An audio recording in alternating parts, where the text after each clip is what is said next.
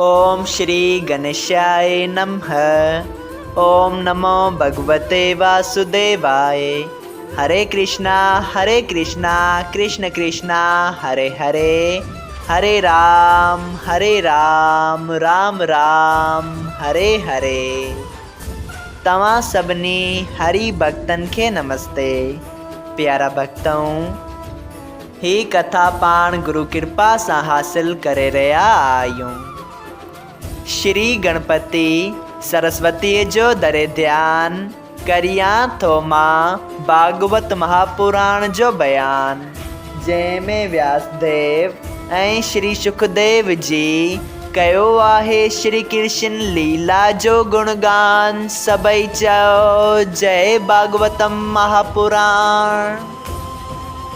प्यारा भक्तों, कल कथा में पाण श्रीमद् भागवत महापुराण साहिब जे 10 स्कंद जे 42 अध्याय जे पहिरें भाग में ॾिठो त श्री श्याम सुंदर कुब्जा सां मिलनि था ऐं उन जे कुब ते हथ रखी पंहिंजी कृपा सां उन जूं सभु दुख ऐं तकलीफ़ूं दूर करे हिकु नौजवान ऐं सुंदर मुख ऐं रूप ॾियनि था। सभई चओ जय सिया राम। तंहिं बाद सभिनी खे ख़ुशि कंदा श्री श्याम सुंदर ऐं बलराम ऐं सभई ग्वाल बाल मथुरा जी सैर करण लॻा। अचो त अॼु पाण उन ई कथा खे वधीक अॻिते वधाईंदे श्रीमद् भागवत महापुराण साहिब जे 10 स्कंद जे 42 अध्याय जो ॿियो भाग शुरू कयूं।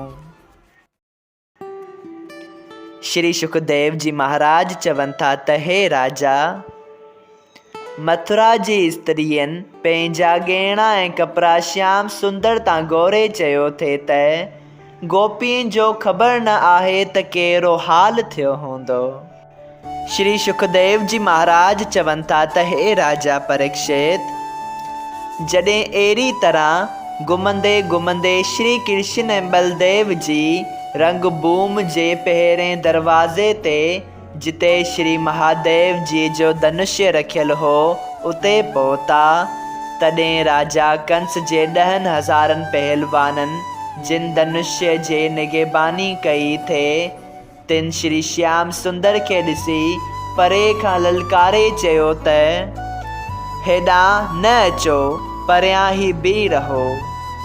श्री कृष्ण उन्हनि जे मना करण ते बि न रही बेखौफ़ उते हलियो वियो ऐं महादेव जो धनुष्य जो डिघो ऐं तमामु थुल्हो ऐं ॻरो हो सो मथां ई चबूतरीअ ते रखियल हो, उन खे खाॿे हथ सां खणी अहिड़ी तरह सवलाईअ सां 2 टुकुर कयो जहिड़ी तरह हाथी कंवल जे गुल खे कंदो आहे।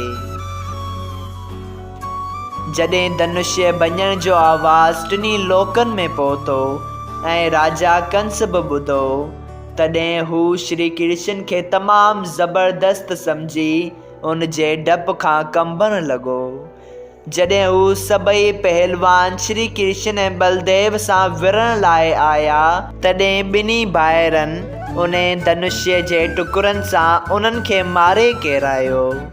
तंहिं वक़्तु देवताउनि ख़ुशि थी श्री कृष्ण ऐं बलदाऊ जी ते आकाश मां गुल वसाया।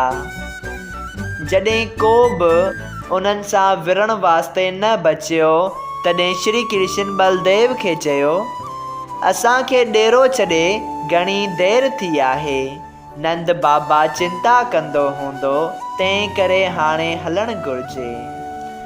ईअं चई श्री कृष्ण ग्वाल बालनि समेत पंहिंजी जाइ ते आयो। मथुरावासी धनुष्य भञण ऐं पहलवाननि जे मरी वञण जो हाल ॿुधी पाण में चवण लॻा त ही ॿई छोकिरा इंसान न आहिनि पर के देवताऊं आहिनि जो हेतिरा कम हिननि कया आहिनि। ॾिसो होवनहार केॾो न ज़बरदस्त आहे। राजा कंस पंहिंजो मौत पाण घर वठी घुरायो आहे। हिननि जे हथां हू जीअरो न बचंदो। नंद बाबा श्याम ऐं बलराम ऐं ॿियनि खे चङा कपिड़ा पहिरियल ॾिसी सम्झियो त कन्हैये ही सभु कपिड़ा कंहिं खां खसिया आहिनि। ईअं सम्झी हिन चयो, हे पुट, तूं हिते बि ॾिंगायूं थो करीं।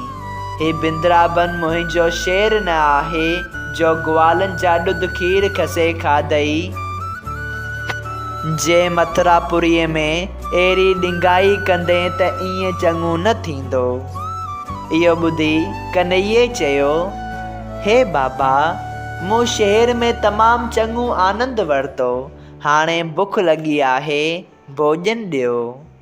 इहा ॻाल्हि ॿुधी नंद जी खीर ॾुध मखण पकवान मिठाइयूं वग़ैरह खाइण लाइ उन्हनि खे कढी ॾिना। तरें तरें भोॼन कयो सभिनी ग्वालनि साथ, राति गुज़ारे आराम सां माखन प्रभु ब्रजनाथ। प्यारा भक्तऊं, एतिरी कथा ॿुधाए श्री सुखदेव जी चवनि था त हे राजा परीक्षित, जॾहिं कंस पंहिंजे पहलवाननि जे मारिजी वञण जो हाल ॿुधो तॾहिं ॾाढो उदास थी पंहिंजे मन में चवणु लॻो त मुंहिंजो कमु ॾाढे ज़बरदस्त दुश्मन सां पियो आहे, हाणे मुंहिंजा प्राण की न बचंदा। उन सोच में कंस जो अंदरि जली अहिड़ो निर्बल थी वियो जीअं काठ सुरे लॻण सां अंदरां पोली थी पवंदी आहे ऐं मथां जीअं जो तीअं बीठी रहंदी आहे। ऐं शर्म जे करे पंहिंजे मन जो हाल कंहिंखे न ॿुधाए उन सोच में पलंग ते वञी सुम्ही पियो। पासा वराईंदो पहिरें राति पई हुई जो उनखे निंड आई।